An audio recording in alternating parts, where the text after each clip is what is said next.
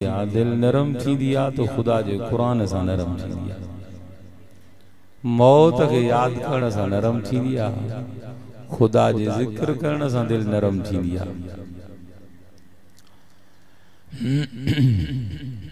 कुरान को परे थी वही आई उम्मत।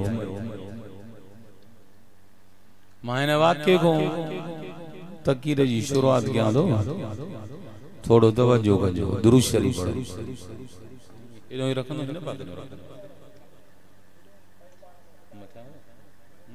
परे रखो। खाने का बाद में मौलवी साहब दुआ घुरी बस के रवानो थियो। मौलवी साहब जड़ी मला हलियो वियो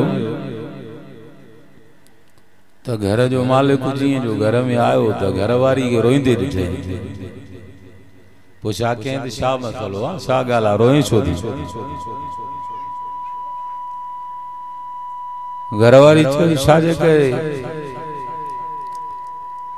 रोए भाई चेड़ी किस्म जो मसलो थियो आ। चे पैसा जेके इन कमरे में पिया तो चे न मूं वट तो कोन के पैसा चे मुखे तो पैसा वो इन कमरे में ते सही जगह ते के सुठी जगह ते रखण विसरी आई ते कमरे में ही पिया हुआ। जाते मौलवी साहब विहारे होते उते ही बरसा पैसा पिया। चे पो चे तो वट कोन चे न चे वो पैसा तो मौलवी गया हुंदा बियो केरायो कमरे में तू आए मौलवी आयो मां तो या पर्दे में बैठी हस तवाजे मानी जो इंतजाम कर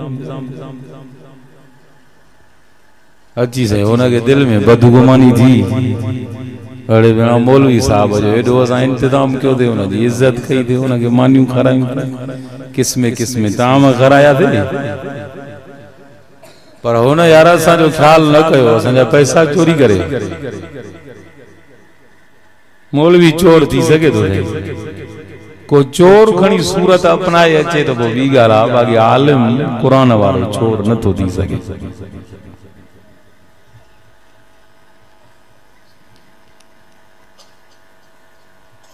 मौलवी साहब जे बारे में थे घर धणी के अची दिल जे अंदर बदगुमानी पैदा थी तो मौलवी यार सुठो कम रखियो चोरी करे। घरवारी के चे सुबह विंदो मां सुबह थी वरी उनके ख्याल आयो यार एड़ी सोनी सूरत मौलवी साहब जी एड़ो पटके सा दाढ़ी सा उन किए पंजी चवा तो तू चोर आ दिल न बदी सके तो मां चवास के वनी तो तू चोरी कई आ। एक डी गुजरियो बियो डी गुजरियो टियों डी गुजरियो संबरंदे घरवारी ने दिलासा दीदो अचे ये संबरंदे पूरो साल गुजरियो रोज तो संबरे साल गुजरियो वरी नए सिर वरी दावत जो टाइम आयो थींदियूं आहिनि सही माण्हू पंहिंजे वॾनि खे यादि कंदा आहिनि उहा बि पंहिंजी अमड़ खे पंहिंजी नानी खे यादि कंदी। हाणे भी खैर थियो आ वॾड़नि बुजुर्गनि जे लाइ दुआऊं घुराईंदो गोठ में खैरो बरकत अमन जे लाइ दुआऊं घुराईंदो। अल्लाह सही तव्हां जे पूरे खिते खे अमन ऐं मोहब्बत जो मरकज़ बणाए।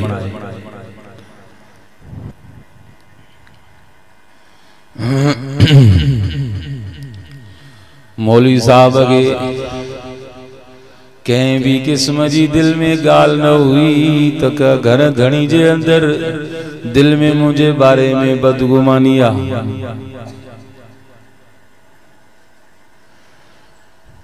रोजानो सब्र दे पूरो साल गुजरी उस साल का बाद वरी खैरात क्यों चे केड़ो मौलवी घुरायो घरवारी को सलाह वठण लगो चे केड़ो मौलवी घुरायो चे सागो ही मौलवी घुराए सागो ही मौलवी घुरायो चे पो चे चोरी भी मना मिली पे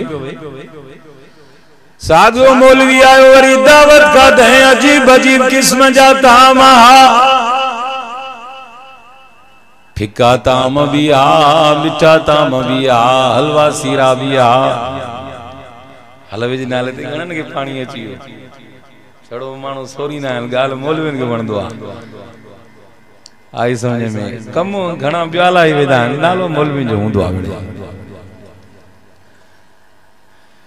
मौलवी साहब मानी खाइण खां बाद वरी दुआ जे रात खया दुआ गुरी करे मौलवी जडे रवानो थी पियो घर धणी चौद सही अगले दफे भी तवां जी इज्जत कई से हाने भी वरी तवां जी इज्जत कई से पर सही तवां इज्जत असा जी कोन सुञाती अगले दफे तवां केडो कम कुदो करियो घर में ते असा जा पैसा पिया एक तवां हुयो बियो मां हुयो से घरवारी त बेंद पर्दे में वेठी हुई पैसा तवां असा जा खणी वियो केडो न कुदो कम करे वियो जामाणी जा मुंजा भाईरो मुंजो अमड़ियो भेंदरियो तवजो सा किसो बुझो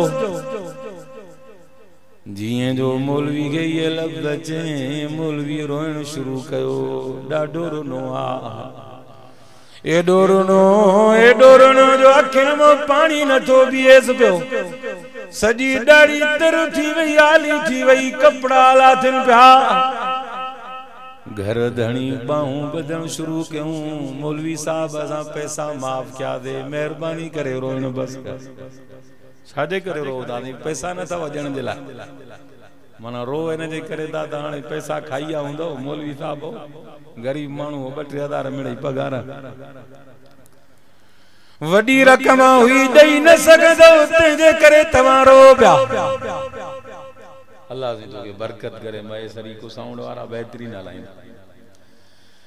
जिए जो मौलवी साहब डाढो रोनो घर धणी चौदा सा पैसा माफ क्या थे सही रोइण बंद क्यों तवा वापस वणो चई पैसन जे मामले में मां कोन थो रोआ मां रोआ के बी गाल जे करे दो चई वा केड़ी गाल आ चई सही गाल ही आए तवा सजो घर पैसन जे ला गोलियो हुंदो चई हाउ सही गोलियो आ धरती जा घर जा फर्श फेरी छड्या न चई बोन धरती जा फर्श फेरी छड्या घर जी कुंड कुंड गोलिया वट वट घर जी गोलिया पर पैसा को न लब्या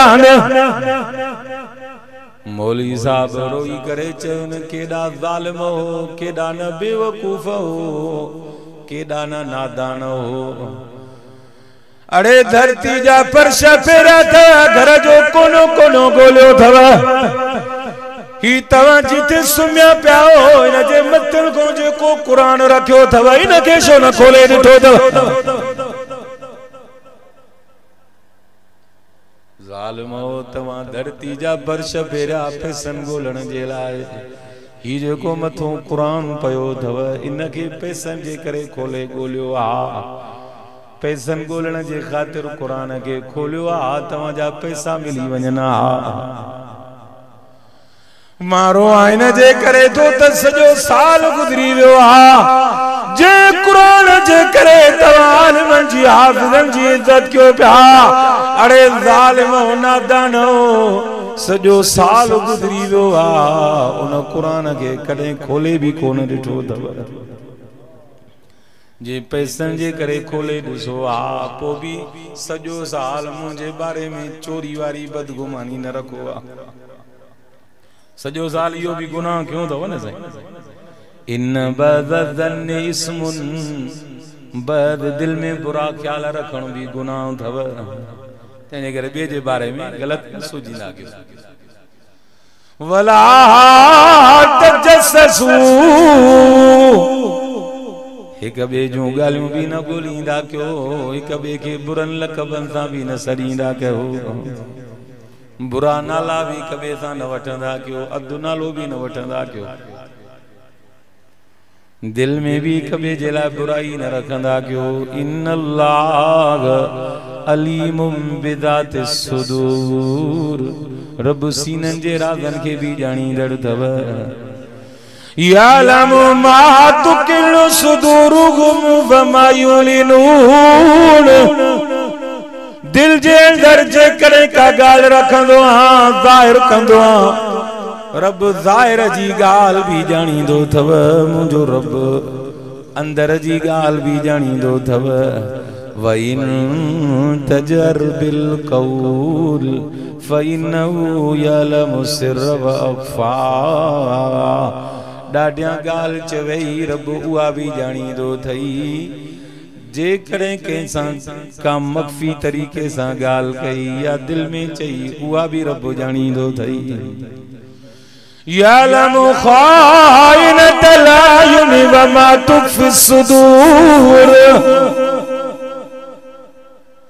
दिल जे अंदर बदगुमानी शाह अखिन जे अंदर भी कंहिंजे लाइ बदगुमानी रखें दो रब उहा भी जानी दो थई तंहिंजे करे न रखंदा कयो ॿिए जे लाइ कुझु बि अल कय्यिसु मन दान नफ्सहु व अमिल लिमा बदल मौत अकुलमंद उहो अथव जेको पंहिंजे गिरेबान खे ॾिसंदो अथव जेको इहो चवंदो आहे त मां पंहिंजे गिरेबान खे ॾिसां मां केतिरो पाक ऐं साफ़ आहे पोइ ॿिए जे लाइ ज़ुबान खोलियां ऐं ॿुधी छॾियो अल गीबतु अशद्दु मिन ज़िना गिला ज़िना खां बि वधीक ॾो अथव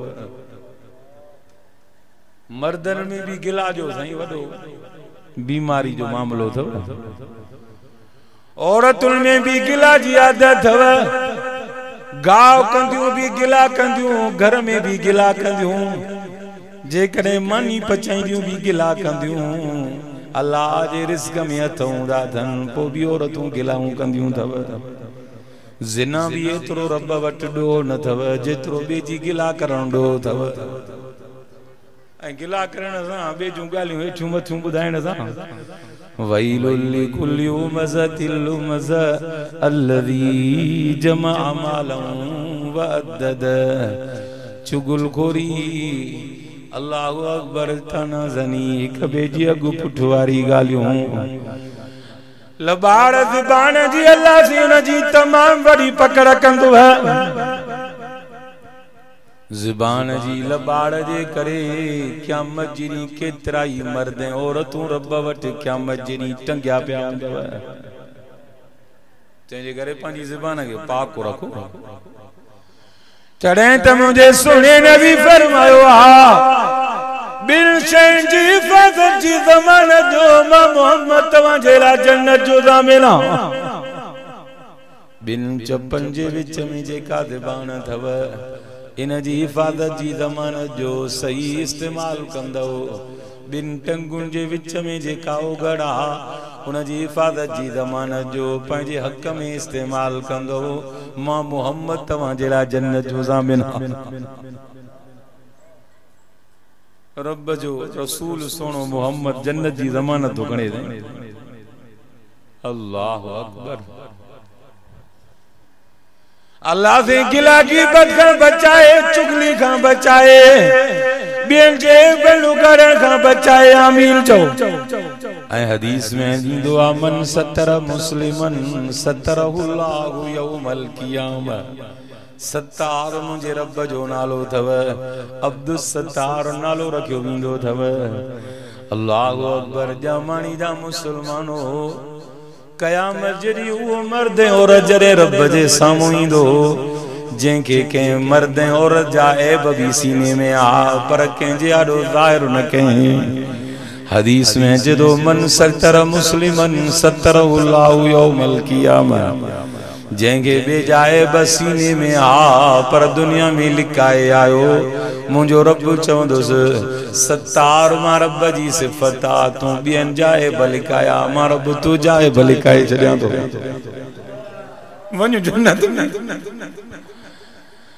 जेको दुनिया जे अंदर के माफ करण वारी सिफ़त अपनाईंदो थव माफ करण वारी सिफ़त मुझे रब करीम जी थव नबी इबादी अन्नी अनल गफूरुर रहीम रब तो फरमाए मुझे बानन के बुधाए मां बख्शींदड़ भी हां मेहरबान भी हां गफूर कंहिंजी सिफ़त आहे कुल या इबादी अल्लज़ीना असरफू अला अनफुसिहिम रब तो फरमाए जिन पंहिंजे नफ्सन ते ज़्यादतियूं करे वॾा गुनाह कया थो ला तकनतू मिर रहमतिल्लाह पो भी मुंजी रहमत का मुसलमानों ना उम्मीद न थो ला ययसु मिर रौहिल्लाह इल्लल कौमुल काफिरून रब जी रहमत मां सिर्फ काफिरी ना उम्मीद थींदो तव मुसलमान ना उम्मीद न थींदो तव ला तकनतू मिर रहमतिल्लाह इन्नल्लाह यगफिरुद्दुनूब जमीआ इन्नहु हुवल गफूरुर रहीम।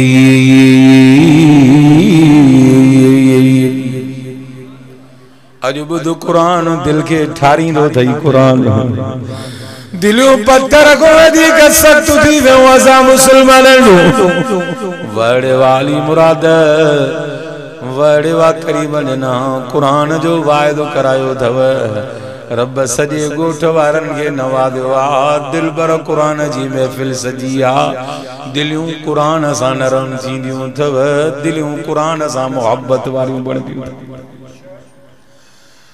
रब मिठड़ो कुरान नाज़िल कयो सदियों गुज़री वयूं हिक ॿिए सां नफ़रत जा मामला वज़कुरू इज़ कुंतुम अदाअन फ़अल्लफ़ बैन क़ुलूबिहिम रब दो फरमाए याद कयो तवांजी हिक ॿिए सां केॾी वॾी दुश्मनी हुई फ़अल्लफ़ बैन क़ुलूबिहिम रब तवांजी दिलनि खे ॻंढे छॾियो दिलियों गंढजी वयूं कुरान नाज़िल थींदो दिलियों नरम थींदियूं वयूं जेके हिक ॿिए जी जान जा दुश्मन आ हिक ॿिए ते जान ॾियण वारा बणिजी आ अल्लाहु अकबर केड़ी वॾियूं दिलियूं सख़्त आऊं जो रब फरमाए लौ अल्फत मा फिल अर्द जमीआ मा लफ्त बैन क़ुलूबिहिम हेॾे तवज्जो कयो ये बुजुर्ग शख्सियतूं तव्हां जे लाइ आयूं आहिनि ये वॾा वॾा बुजुर्ग नेक बुजुर्ग अल्लाह जा वली अॼु तव्हां जे इन ॻोठ में कदम रखिया अथऊं मां मिड़ई नाची हिकिड़ो निकमो इंसान आहे तव्हां जे साम्हूं ॿ टे मिंट ॻाल्हाईंदो पोइ उन्हनि बुजुर्गनि जा बयान थींदा ॿुधंदो अंदरि ठरी पवंदो ऐं ॿेली क़ुरान ते अमल कयो कामयाबी बाद में थींदव पाक अथव ख़ुदा जो क़ुरान अज जो दिल से कुरान ॿुधंदो तव्हां भी पाक बणिजी वेंदो दुनिया जी कंहिं किताब के पढ़ण जे लाइ पाक करणो लाज़िम कोन अथव इस्तिबाब जो दर्जो वध में वध मुस्तहब जो दर्जो रखंदो अथव पर कुरान वो किताब अथव जो रब थो फरमाए इन्नहु लकुरानुल करीम फी किताबिन मकनून ला यमस्सुहु इल्लल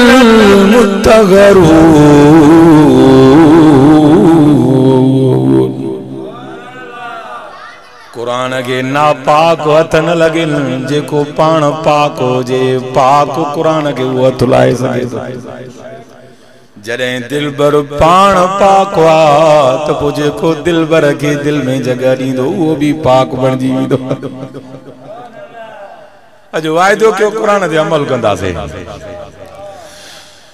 अल्लामा इकबाल तने ते साहबा जे शान में ज़बान खोलिया वो ज़माने में मुअज़्ज़ज़ थे मुसलमान होकर हम ख्वार हुए हैं तारिके कुरान होकर इन दिल भर के साहबा अल बे जगह ॾिनी दुनिया में भी इज्जत वारा थिया अजु कब्रूं भी उन्हनि जा जन्नत जा बाग बणियल आहिनि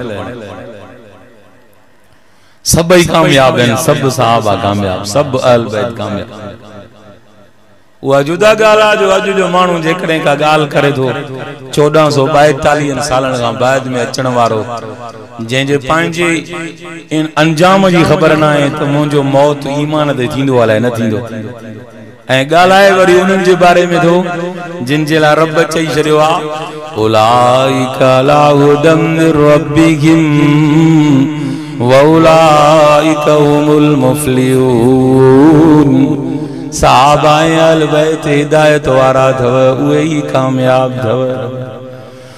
उन्हनि जे बारे में चवे तो जिन जे रब तो फरमाए मारी थे मानू के को नेक मानू को भलो मानू सच्चो चवे पोनी बारे के एतमाद थे जिन जे रब बचो उलाइका गुम सादिकून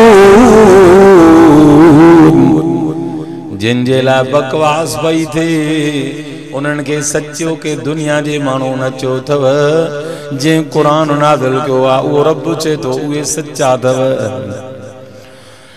अजु जे जामरी जे मानू के कोई चवे तो ही पक्को सच्चो दीनदार थव ही पक्को सच्चो मोमिन थव। 1442 साल गुजरण को बाद अज जो ही हमरा आयो वडे वाके पंहिंजी गंदी ज़बान दा चवे तो उहे पक्का मोमिन ना उहे जहन्नमी नऊज़ बिल्लाह। रब तो चौलाइका हुमुल मोमिनून हक्का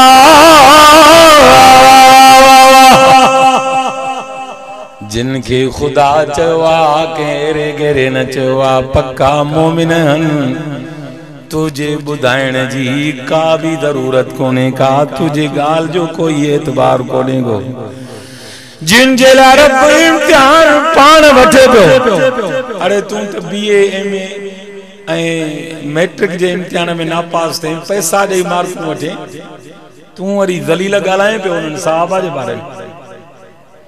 खुदा तुझी ज़बान में शल जीत विझे तुझी ज़बान वरे करे भई जिन जो गोश्त ये कटियो वियो जीनी जी चीनी अज ज़िबा न कंदा आहिनि न साईं ईअं ई बस जाथो वणदुन गोश्त कटींदा आहिनि साहबा जो ये गोश्त जिस्म में कटियो विंदो। हज़रत अम्मार बिन यासिर रज़ियल्लाहु अन्हु वगे बाह ते सुमार विंदो जी तवा गोश्त पचाईंदा हो नहीं हज़रत अम्मार बिन यासिर जो गोश्त बाह में पचंदो उन्हनि साहबा जे बारे में तू गालाईंदो वो हज़रत बिलाल जेके ततल ज़मीन ते सुमारियो विंदो मत्या पत्थर रखिया विंदा रसो नंढन बारन के दिनो विंदो शहर जे गिटिन में गीलींदा वतंदा जिन जो तकलीफों ॾिसी मुझो सोनो नबी चवंदो वल्लाही युंजी का दुया बिलाल ए बिलाल तो आवाज तुझी ज़बान ते आ वो आवाज तोखे न जात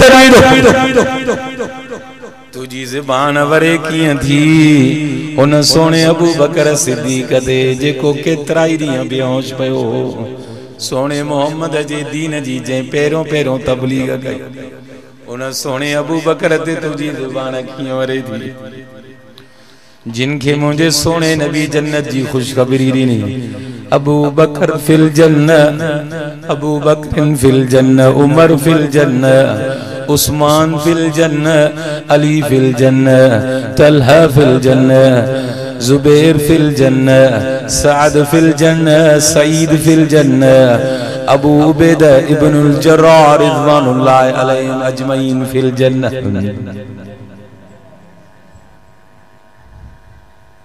वो जुदा गाला जो तू मानन के चवे पे तो जन्नत वठी ॾींदो मां जन्नत जो तव्हांजे वॾनि जी ख़रीद जला उहे माण्हू चवनि पिया जेके साहब आए अहल बैत जे बारे में घटि वधि ॻाल्हाइनि खुदा चलो उन्हनि खे सम्झ ॾियां तू अज नंढड़े इम्तिहान में कामयाब कोन थे पैसा दे करे मार्क वठंदो हां उन्हनि जे बारे में तुझी ज़बान कीअं भरे पई जिन जे इम्तिहान वठण वारी ज़ात रब जी थव इन्नल्लज़ीन यगुज़ूना अस्वातहुम इंद रसूलिल्लाह उलाइकल्लज़ीना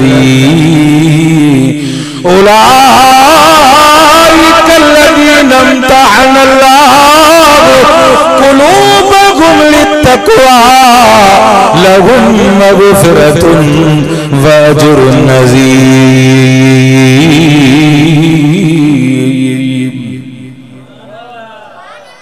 जिम जो इम्तिहान रब वरतो दुनिया में कोई परचो एतरो दुखियो न थव। फिजिक्स जो परचो भी सोलो थव, केमिस्ट्री जो परचो भी सोलो थव, बायोलॉजी एंड सोशियोलॉजी जो परचो भी सोलो थव, मैथ इंग्लिश जो परचो भी सोलो थव। ये तो असां ही बिना पढ़ियल हुजण जे भी ये परचा दई छड़ियासीं। कोई भी परचो इन मां दुखियो न थव। दुखे में दुखियो परचो तकवा जो थव। अंदर जो इम्तिहान वडे में वडो दुखियो थव। मुखे पटको भी पातला, मुखे चंगो वडो पांजे हिसाब सां चोलो भी पातला, जो दर्दी भी ठकी पवंदो आहे हेठ ताईं सिबी। मां चवां तो समझां तो बिन माण्हुनि जे चोले में हितों वे जा दर्दी थक पाउंदा। हिकु साईं गुलाम मुस्तफा जो चोलो, ॿियो वरी मुंहिंजो चोलो चङो वॾो आहे। मुंहिंजो भी चोलो चोलो वॾो सम्झी तव्हां चवंदा हूंदो हल बाबा वॾो नेक वॾो बुज़ुर्ग आहे, पर मुंहिंजे अंदर में जेके ॻाल्हियूं तव्हां ॼाणियो था। दुखे में दुख इम्तिहान, अंदर जो इम्तिहान थव। अॼु 1442 साल बाद में जंहिंजो ज़ाहिर जो मामलो भी सही न आहे, अॼु उन्हनि जे बारे में ज़बान खोले रहियो आहे। जिन जो ज़ाहिर भी पाक आहे, जंहिंजे अंदर जी पाकाई रब तो बयान करे। रब तो चे मां दिलनि में तकवा जो इम्तिहान वरतो सान। कामयाब था कन कोन थिया, रब सभी जे कामयाबी जो ऐलान तो फरमाए। उलाइका हुमुल मुहतदून, उहे हिदायत वारा थव। उलाइका हुमुर राशिदून, उहे हिदायत नसीहत वारा थव। उलाइका हुमुल फाइजून, रब तो फरमाए वही कामयाब थव। फरमाए लहुम मगफिरतुन व अजरुन अज़ीम, फरमाए तो जड़ा वडा दर्जा थव। उलाइका अलैहिम सलवातुन मिन रब्बिहिम व रहमह, रब जून जे मथो रहमतूं थव। फरमाए उलाइका हुमुल वारिसून अल्लज़ीन यरिसूनल फिरदौस हुम फीहा खालिदून। ये वायदा करें पियो मानुन के सामो, सजी जिंदगी गुजरी वही वायदा कंदे कंदे तोखे अंजाम जी खबर नाहे। जिन जे बारे में बकवास पियो करें हाँ क्षमा कम वठो ही सबक बुधो। जिन जे बारे में बकवास तो करे उन्हनि जे लाइ रब तो फरमाए उलाइका हुमुल वारिसून अल्लज़ीन यरिसूनल फिरदौस हुम फीहा खालिदून। तुझी मुझी पेशानी सजदा दई दई गसी वने, पर जिन साहबा जे बारे में अज बकवास कई वने पई, रब तो चे जन्नतुल फिरदौस जा वारिस थी चुका। मां बैन बैती व मिंबरी रोदतु मिन रियादिल जन्नत, हुजूर जो रोदो अम्मा आयशा जो घर जन्नत जे बागल में जो बाग वा। तू पंहिंजो फिक्र करो हुजूर सां गॾु जन्नत जे टुकरे में सुता पिया। अल्लाह भी इंशाअल्लाह समझ रे आमीन जो। ऐं बुधी छॾे सहाबाए अहल बैत जो दुश्मन अल्लाह तबारक व तआला उन जो तमाम वडो बुरो असर कंदो थव। साईं जन पूछी अचो अल्लाह से फरमायो इन्नल्लाह युदाफिउ अनिल लज़ीना आमनू, अल्लाह से ईमान वारन जो दिफा करण वारो थव। इन्नल्लाह ला युहिब्बु कुल्ल खव्वानिन कफूर।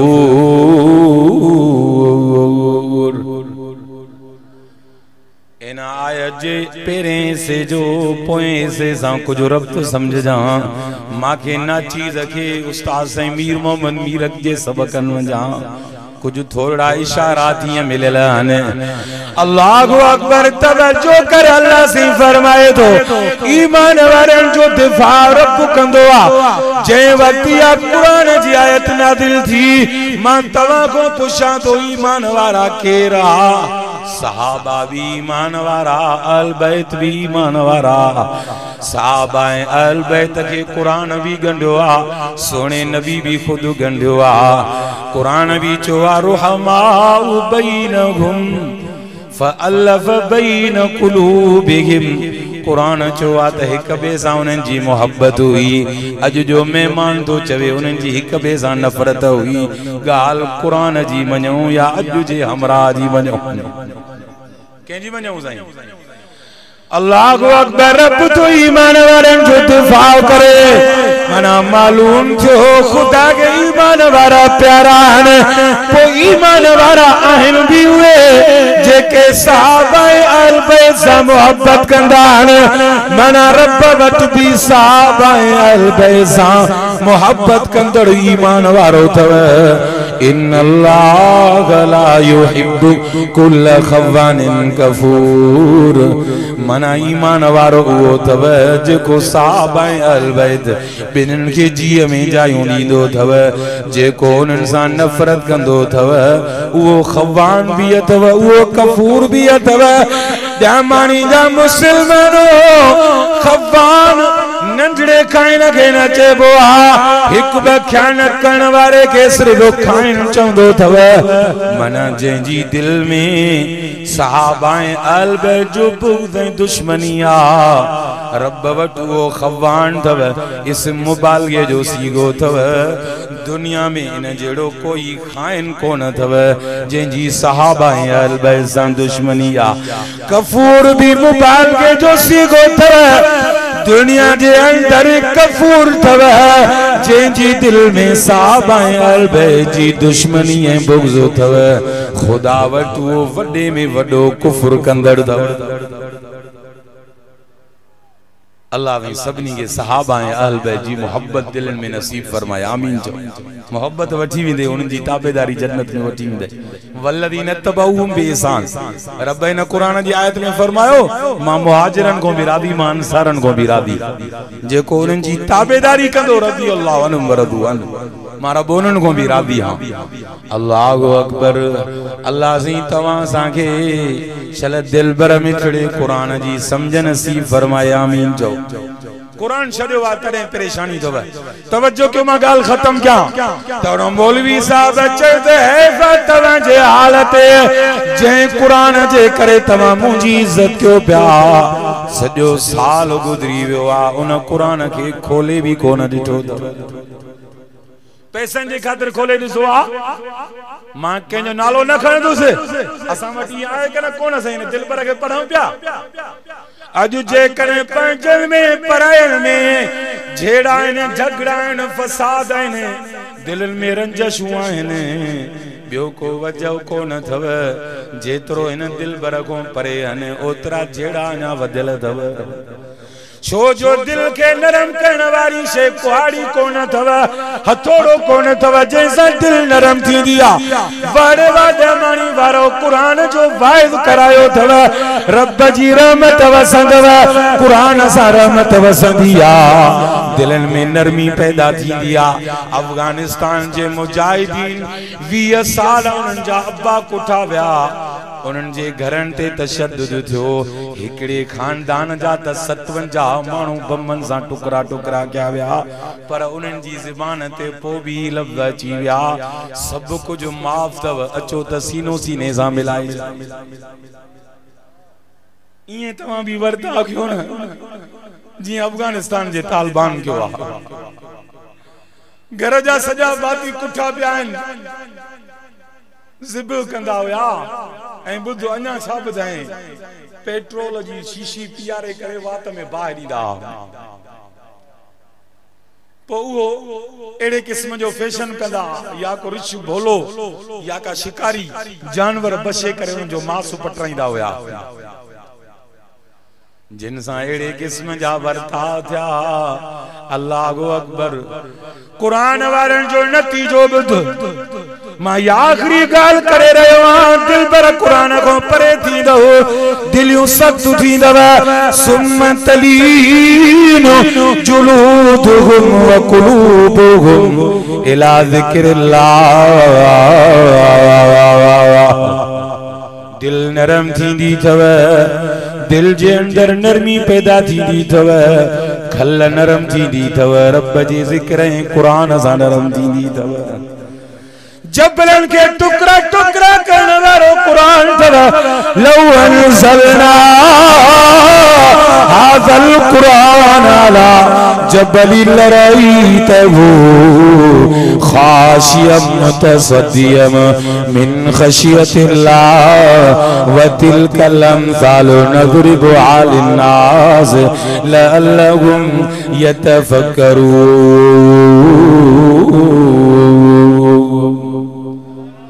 जे कुरान जबल ते नाज़िल थिया त जबल भी टुकड़ा टुकड़ा थी वने अल्लाहु अकबर यो दिल पर कुरान जे दिल में आहे उन जा फैसला बुधो अब्बो के जो मारे वो के जा बाहर कुठा व्या ग्वांटानामा बुजेल जे अंदर जिनते जुल्म था तशद्दुद था 20 सालन को वठी जिन जा गोठन जा गोठ घरन जा घर तबाह था खानदानन जा खानदान तबाह था हाने जडे उए अल्लाहु अकबर कामयाबी सां हम किनार थियान अल्लाह से उनन के दिल भर कुरान सां वास्ते रखने जे करे उनन जे दिल जे अंदर एड़ी नरमी पैदा कई जो पहिरियों ही एरो ऐलान क्यों सभिनी के अलल ऐलान माफी सभिनी के माफिया ऐं बुधी शर हदीस में ही दुआ जेको बानो ऐं बानी दुनिया में के माफ करे इंदो आ क़यामत जे ॾींहुं रब जे आॾो जॾहिं मर्द उहा औरत पेश थींदी रब फरमाईंदुसि माफ़ करणो मां ख़ुदा जी सिफ़त आ मुंहिंजी सिफ़त अपनाई थी जीअं तूं माफ़ करे छॾियो फिलाणे ऐं फिलाणी खे मां रब भी ज़िंदगी जा गुनाह माफ़ करे छॾियां थो